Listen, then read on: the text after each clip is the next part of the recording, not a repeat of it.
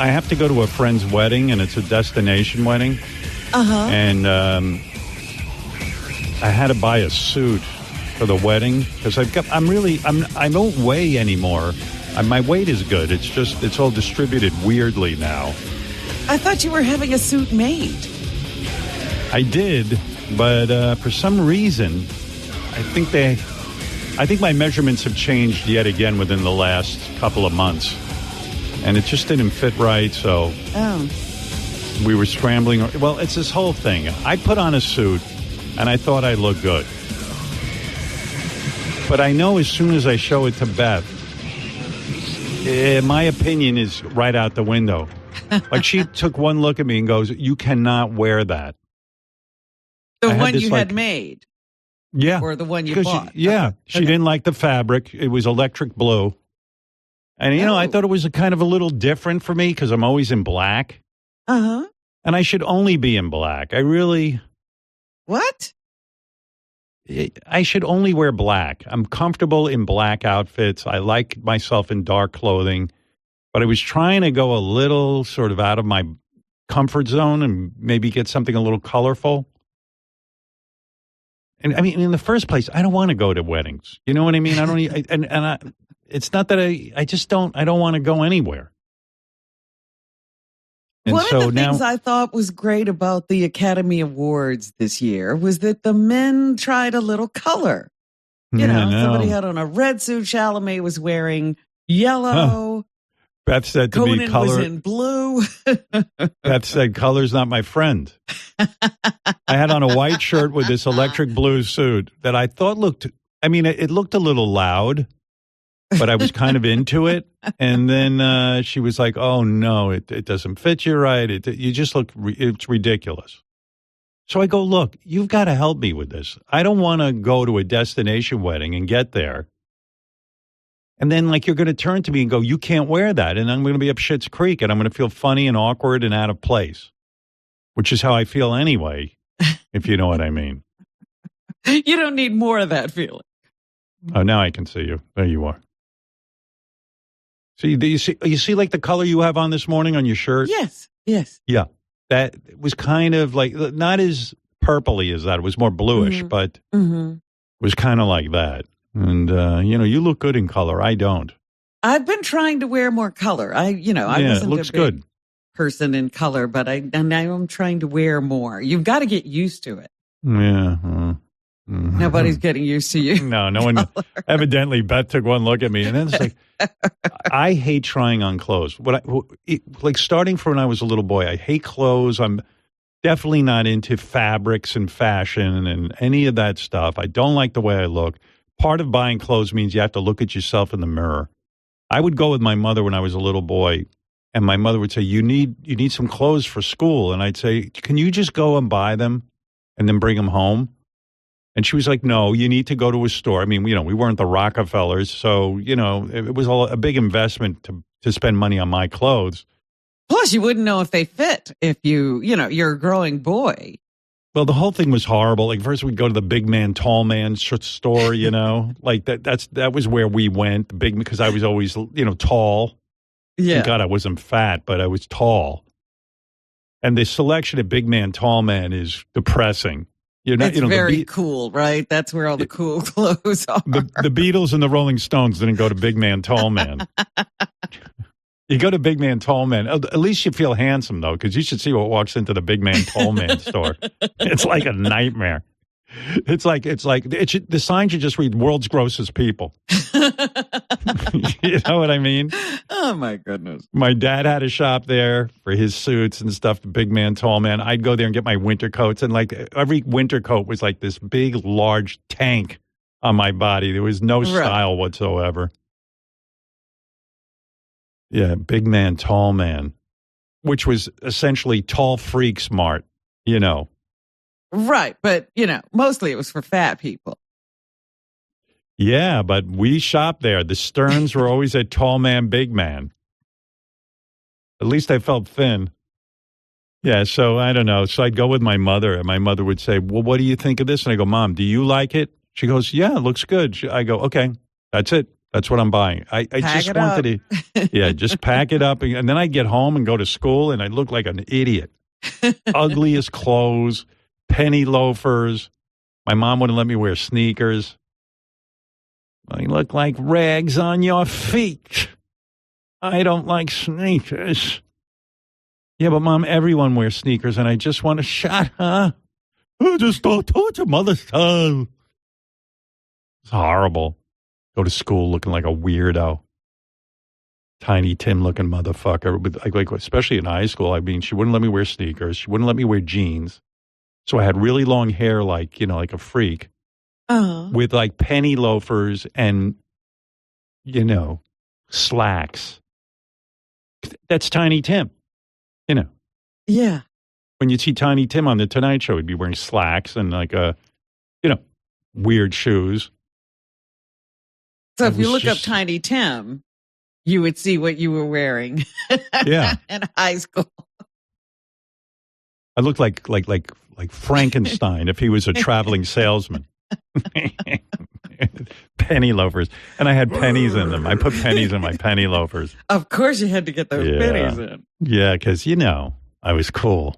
No wonder no one talked to me. I mean, I didn't have a look. I mean, I had the long hair, which was kind of cool, but it looked like a witch. Had it in a ponytail.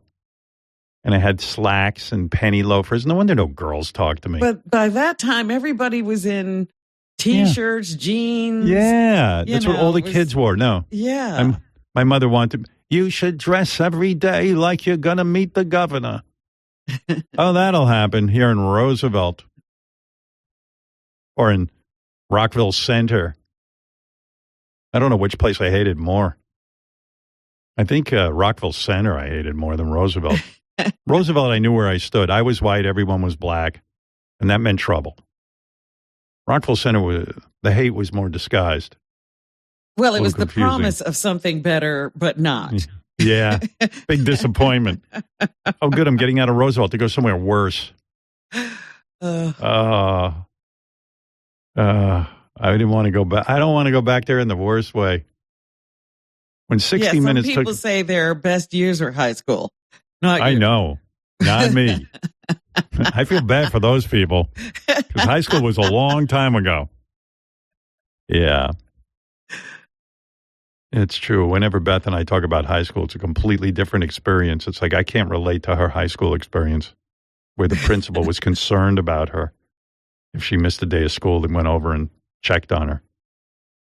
No one checked on me. I could be out for a year with mono. No one checked on me. Nobody knew I was there. Nobody missed me. So fucking weird, man. And well, anyway, what was I talking about? I don't even remember. Big man told me. Well, you were saying that your suit is not suitable.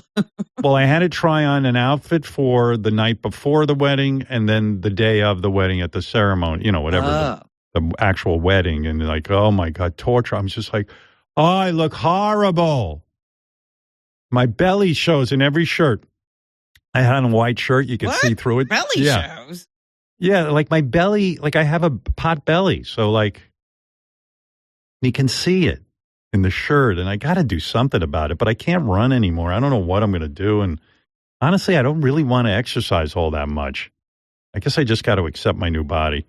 When is this wedding? You're not going to get in shape by that time. No, it's too late.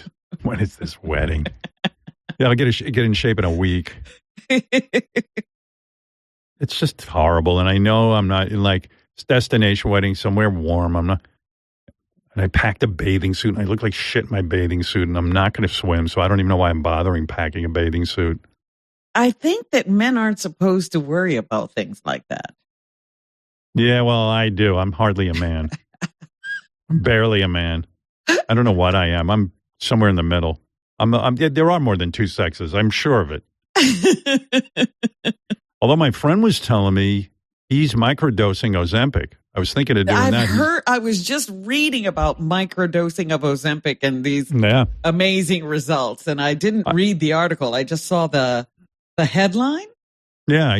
My friend said what he does was like around holidays, he takes a couple of hits of the fucking Ozempic. He goes, takes the edge off, so I'm not eating like 7 desserts. But then again, he hasn't shit in 3 days. That might have something to do with it. Oh, boy.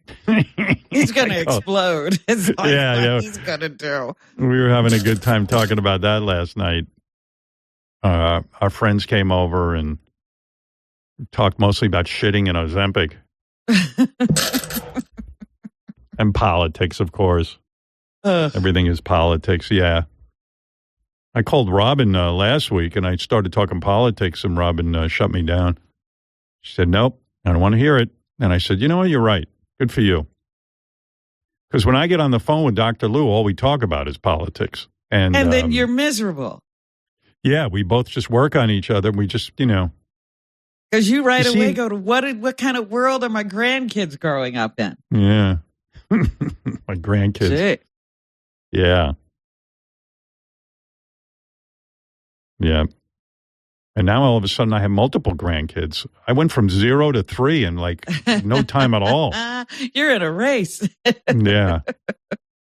I had my grandson with me. He's a big bruiser, man. He's big? Strong. Yeah, he's big. Wow. And my daughter, 2 of my daughters are super tall, and one of my daughter Ashley's like 5'4" or something, and the kid's already bigger than her, and he's only 8 months old. I go, how are you holding him? She's a sprite. She's a little big. Yeah. Anyway, so I was trying on clothes yesterday, and it was so depressing because everything I put on, I felt super ugly, and Beth is standing there watching me getting dressed, which is even more humiliating when I take my shirt off, and I don't need her seeing me in the worst possible way. And, it's just awful. Why don't you get one of, those little screens that the actresses would have change in their behind? dressing room to change behind? Well, you should have one of those.